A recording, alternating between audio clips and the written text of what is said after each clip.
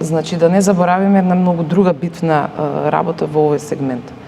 Пред да дојдете на власт, вие кажувавте, мислам не вие конкретно, вашата партија, го имаме лекот за фрустрациите кои што ги имаме кон Европската Унија, за тој цел процес. Ние сега лекот не го гледаме, затоа што ние сега мора да слушнеме која е стратегијата, кои се чекорите, кои се постапките, кои што ќе го олеснат нашето влегување во европското семејство. Затоа што слушнавме 3 изјави. Прво, дека Преспанскиот договор е круна на една дипломатија. Понатаму слушнавме дека и тоа што сме во НАТО, дека е феноменална работа. И на крајот слушнавме од председателката на државата дека всушност прашањето за македонскиот јазик, култура и национален идентитет е апсолвирано. Значи, тоа се 3 изјави кои што ги даваат највисоките челници на власта во државата.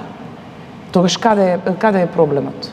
Ако и пак ќе повторам, и Кошта, и Марта Кос, и Вајц, и сите релевантни меѓународни фактори ни велат дека преговарачката рамка не може да се промени, иако да не заборавиме во 2022 имавте иницијатива за референдумот за менување на преговарачката рамка. Така беше како политичка партија. Еве сега ние бараме референдум да видиме дали граѓаните се за или против Европската Унија. Ако се излезе на тој референдум дека граѓаните не ја сакаат ЕУ, тогаш понатаму ова прашање го затвараме. Но ние мора да ја видиме стратегијата. Уставни измени со одложено дејство не беа дозволени, односно не се прифатливи од страна на меѓународната заедница. На крајот на краиштата го имаме договорот за добрососедство со Бугарија, може да го раскинеме во било кое време, бидејќи таму има и посебна одредба која што стои дека може да се раскине. Се размислува можеби во оваа насока. Знаете како? Ајде ќе почнам прво од почеток и ќе одговорам на ова прашање. За трите тези кои што навистина е тажно за една допред малку сериозна партија, така ќе се изразам сега, само овие 3 тези да ги пласира во јавноста, а сите 3 да бидат базирани на лаги. Прво, и самата сте свесна и сме на почитуван медиум каде што тоа може да биде демантирано. Никој никогаш не кажал дека Преспанскиот договор е ремек дел на дипломатијата, туку тоа беше кажано на начин на кој што тоа беше поставено во прашална форма, во контекст. Ако тоа е ремек дел на дипломатијата Преспанскиот договор, тогаш зошто исто не се постапува и со договорот за добрососедство, бидејќи двата договори се во коализија? Зошто?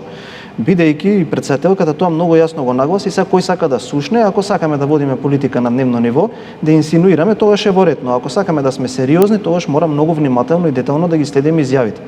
Зошто се во коализија? Тоа беше насоката и на изјавата и на премиерот и на председателката, бидејќи ако со Преспанскиот договор се гарантира македонскиот идентитет од некоја година, односно некој период до сега, тогаш не може со друг договор тоа да се менува. И затоа председателката кажа, сакаше можеби да предизвика внимание кај другата страна со која што е потпишан Преспанскиот договор, дека ако сакаат тој договор да биде испочитуван, треба да реагираат на друг потпишан договор кој што иде во колизија со тој. Односно да симплифицирам, ако вие влезете во содржината на договорите кои што вашата влада ги има потпишано, ќе сватите дека Преспанскиот и договорот за добрососедство со Бугарија се во колизија еден на друг. Тоа е суштината на изјавата. За НАТО дека е феноменална работа, еве и јас ви го повторувам дека е тоа така, но треба да бидеме тука реални, исто како што сега за Европската Унија. НАТО не е заслуга само на владата на СДСМ, бидејќи условот за да влеземе во НАТО беше да го смениме името. Претходно и премиери на СДСМ не го менувале името. Ако тоа е заслугата, тогаш во ред. Но јас мислам дека за да бидете вие член на НАТО, треба вашата армија да биде до некоја состојба на готовност, за која што се заслужни сите влади претходно.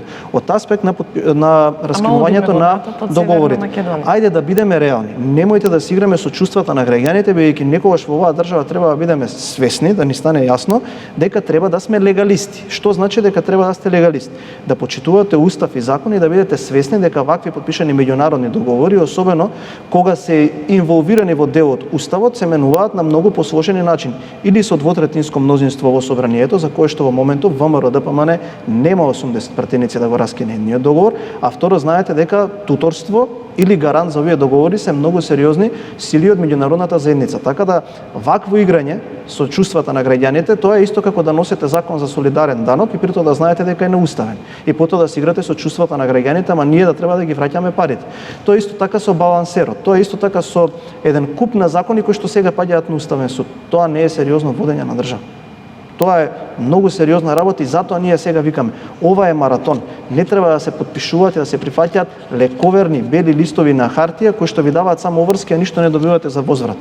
Бидејќи таквото прифаќање ни го донесе и вториот протокол за кој што за прв пат во историјата на Европската унија една држава се согласила да има и историски прашања. Затоа ние викаме, што ако, тоа е клучното прашање. Ако ние сме се согласиле да усвоиме и да прифатиме на некаков начин обврска, дека покрај копенхагешките критериуми ние треба да седнеме и некои изфрустрирани шовинистички политичари во Бугарија за дневно политички потреби да не наметнуваат услови да прифаќаме дека немаме наш автохтон јазик, дека немаме наша историја, дека нашите дејци се можеби од бугарската провиниенција, ние тоа не сакаме да го прифатиме. Добро, тоа можеби ќе трае